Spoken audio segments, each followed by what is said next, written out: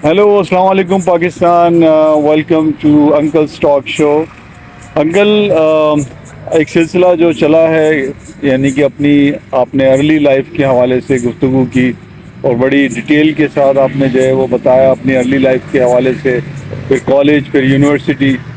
लेकिन जब आप पाकिस्तान आए 35 साल के बाद कोस्टा से, तो यहाँ पर एक बड़ी अनसॉल्व सिचुएशन बनी हुई थी। हर बंदा एक दूसरे से नफ़रत कर रहा था और फैमिली तकसीम थी।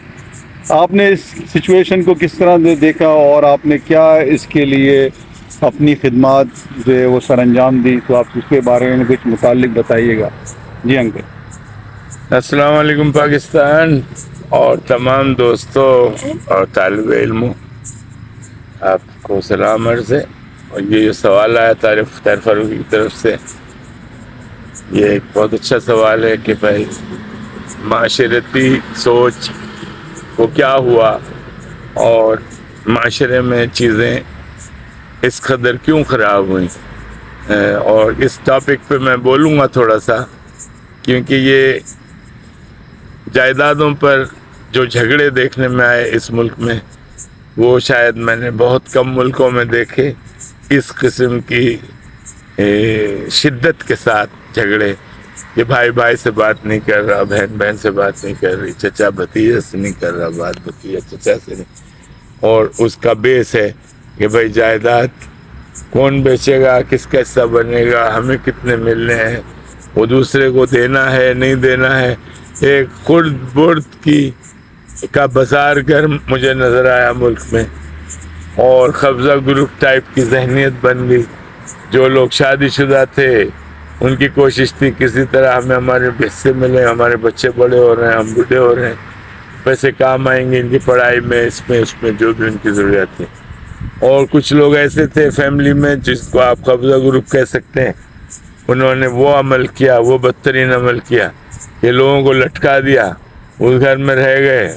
उनका आर्गुमेंट क्या था? यही था कि भाई हम तो गैर शादीशुदा हैं, हम जाएं तो जाएं कहाँ, हमारे लिए तो कोई घर नहीं है, हमारा कुछ और नहीं है, हमारी कोई बीवी नहीं है, तो हम तो यहीं रहेंगे। जब ये हालात सही हो जाएंगे, शादियाँ वादियाँ हमारी हो जाएंगी, तो मकान को बेच देंगे। ये कोई तरीक़ा नहीं होता वालिदैन की वफ़ात के बाद उनके जायदाद को आप इस तरह इस्तेमाल करें अपने मफाद के लिए।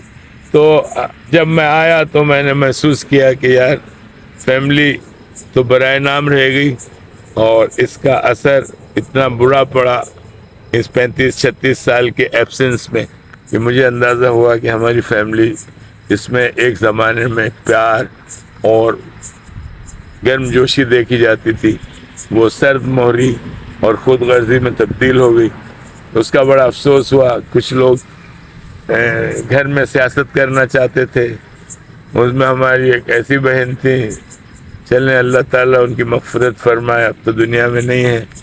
वो एक आध दो भाई ऐसे थे, उन्होंने भी मतलब कोई समत देने की कोशिश नहीं की, जिसकी वजह से छोटों पे बड़ा बुरा असर पड़ा।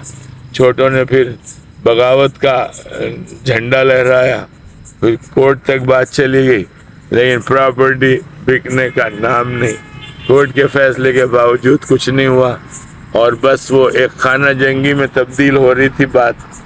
तो मैंने, आप अलमबरदार कह सकते हैं इस खादिम को, कि मैं खड़ा हो गया। पुराने दोस्त ऐसे थे जिनके पास कुछ ऐसे क्लाइंट थे कि प्रॉपर्टी बिक सकती थी, बड़ी खूबसूरत प्रॉपर्टी थी शाह फैसल कॉलोनी की।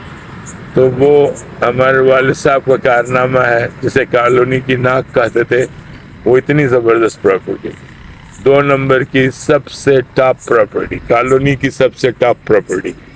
बहरहाल घर में फसादात देखे तो जो मेरी गुड नेचर है उसने काम करना शुरू किया। मैंने अपने दोस्तों से रुजू किया, यार देखो घर में मैंने ये फैसला किया है कि इस घर को बिकना है, फ़ौरन बिकना है, और लोगों के उनको हुकूक मिलने चाहिए। ये बहुत बुरा अमल है कि एक ग्रुप घर पे कब्जा करके बैठा हुआ है। जो शादीशुदा ग्रुप है वो दूर हो गए, शादी हो गई, वो घर से निकल गए, उन्होंने अपने घर वर बनाए, ठीक है जो भी किया उन्होंने, लेकिन उनका जो हक बनता था वो इस ग्रुप पर लाजिम था, क्योंकि इन ग्रुप में बड़े भाई साहब भी थे, दूसरे भी थे, اور ان لوگوں کی ذمہ داری بنتی تھی کہ یہ فوراً یہ فیصلہ کرتے کہ اس کو بک جانا چاہیے اور لوگوں کو ان کے حقوق دینے چاہیے. 35 سال بڑا ٹائم ہوتا ہے. جس کے والدین کو انتقال ہو کے 35 سال ہو چکے تھے, اور 35 سال اتنا بڑا ٹائم تھا کہ بھائی آپ یہ کبھی سوچ نہیں سکتے تھے کہ فیملی ریزہ ریزہ ہو جائے گی, اور محبت تو دور کی بات, سلام دعا سے بھی گئے.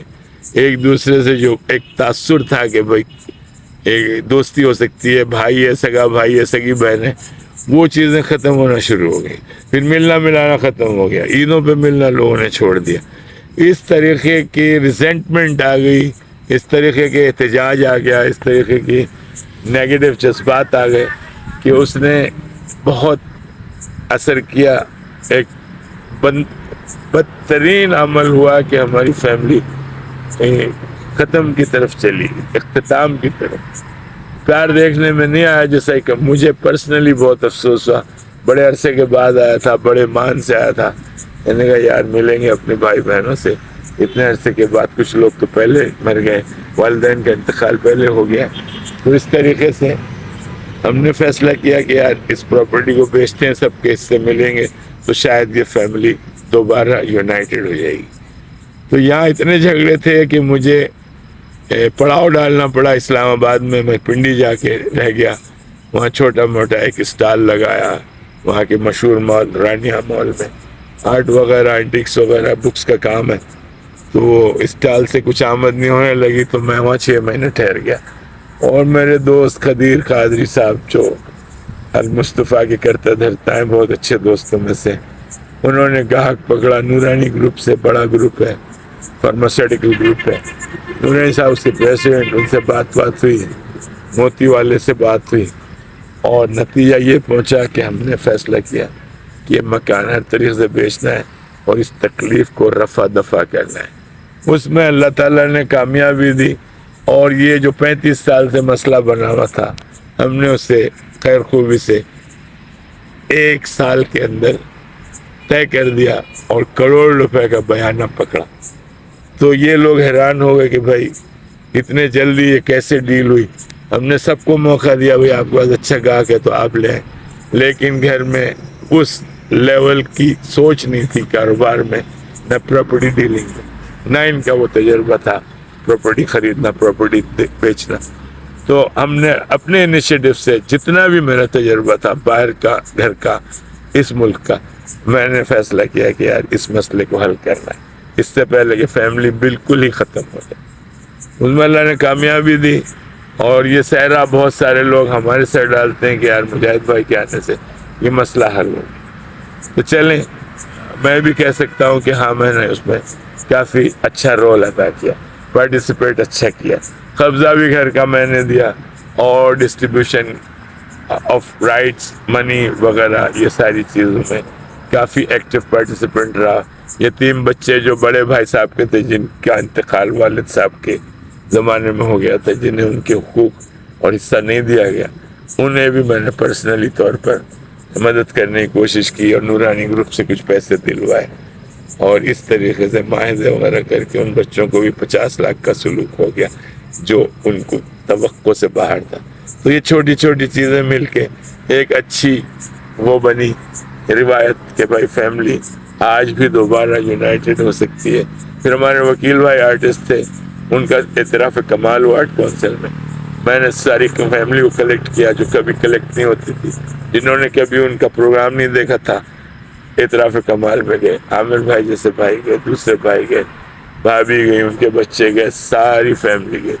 اسی طرح پکنک بنی گھر والوں کی, اس میں بھی میرا بڑا رول ہے, ساروں کو لے کے گیا, ساکروں وغیرہ گئے, اور اس طریقے سے ایک نیا ماحول دیا گیا فیملی میں. چھوٹی سی میں نے تبصرہ کیا ہے, میں اپنے اوپر پھول نہیں برساؤں گا, لیکن یہ ایک بڑی اچیومنٹ ہے اگر آپ اس کی گہرائی میں اترے کہ جو فیملی بالکل ہی ختم ہو سکتی تھی وہ پھر بھی تھوڑی سی بچ گئی. اب امید ہے اللہ تعالیٰ سے کہ جن کے پاس ابھی تھوڑا بہت اللہ نے سوچ سمجھ اور ضمیر دیا ہے کہ بھائی آپ نے اس پریکٹس کو, اس نفرت کو, اس بے ایمانی کو چھوڑنا ہے. تو یہ میرا آخری مشورہ ہوگا فیملی ممبر سے وہ فیملی میں قریبی اور دور کے بھتیجے بھانجے چچا زاد بھائی چچا زاد چچا دادا وغیرہ سب سے یہی ریکویسٹ ہے کہ بھائی آپ فیملی کو دوبارہ اس کی آبیاری کریں اور دوبارہ ہمیں واپس ایک ایسے موڑ پہ ملنا ہے کہ ایک نیا پھول لگائیں نیا پودا لگائیں اور یہ فیملی کا ایک سفر جو ہوتا ہے محبت کا وہ جاری رہے. خدا حافظ پاکستان. پاکستان زندہ باد. اور اللہ تعالیٰ ایک میسج بھی انکل پاکستانیوں کے لیے تاکہ اس سے لوگ بھائی آپ جانوروں سے ضرور پیار کریں. یہ معصوم جانور ہیں. ہمارے حضور نے بہت پیار کیا جانوروں سے. اور حقوق کے حوالے سے جو لوگوں کے حقوق غصب کر لیتے ہیں جی حقوق کے حوالے سے میں یہ کہوں گا کہ آپ نے سخت احتجاج کرنا ہے اور چٹان کی طرح فولاد کی طرح کھڑا ہو جانا ہے وہ بندہ جو آپ کا حق ماننا چاہتا ہے. بڑا ہو چھوٹا ہو اس میں آپ نے اس کی تمیز بالکل نہیں رکھی کیونکہ وہ ایک مجرم ہے اور جرم کرنے کا عادی ہے. وہ شخص جو فیملیوں کی تباہی کا ذمہ دار بن سکتا ہے کیونکہ دشمنیاں اس طرح پھیلتی ہیں نفرتیں اس طرح پھیلتی ہیں کیونکہ آپ میرا حق کھا گئے دوسرے نے فلاں کا حق کھا گیا فلاں محلے دار نے فلاں کا حق مار دیا. تو یار تم کس نام سے اپنے آپ کو مسلمان کہتے ہو جبکہ اللہ تعالیٰ نے کہا کہ حقوق العباد جیسی نیکی اور اس جیسا فرض اتنا بڑا فرض ہے کہ آپ نے اس کو ہمیشہ خلوص نیت سے اور انصاف کے ساتھ کرنا ہے. تو یہ چھوٹا سا پیغام ہے کہ دیکھو بھائی پیسہ ہر چیز نہیں ہوتی اور یہ ایک دوسرے کا حق کھانا آپ اس کو یہ ایک اتنا بدترین عمل ہے کہ اگر آپ کو دوزخ سے وارنٹ آ جائے گا تو میں نے تو اس وارنٹ کو اپلاؤڈ کرنا ہے کیونکہ آپ اس کے مستحق ہیں. تو ایسا مت کرو یار ٹھیک ہے. اپنے رب کو بھی مناؤ اپنے چہیتوں کو بھی مناؤ اپنے فیملی کے لوگوں کو بھی مناؤ. اور یہ میرا پیغام ہے کہ آپ نے فیملی میں جائیداد کے اوپر اور پیسے کے اوپر اور سونا چاندی کے اوپر یہ رفت نہیں پھیلانی کیونکہ آپ ایک منافق انسان میں تبدیل ہوں گے. آپ کا مذہب چینج ہو جائے گا آپ کی شخصیت ایک گمراہ انسان کی ہوگی. تو یہ ہم کبھی نہیں چاہیں گے اپنے لوگوں سے. خدا حافظ.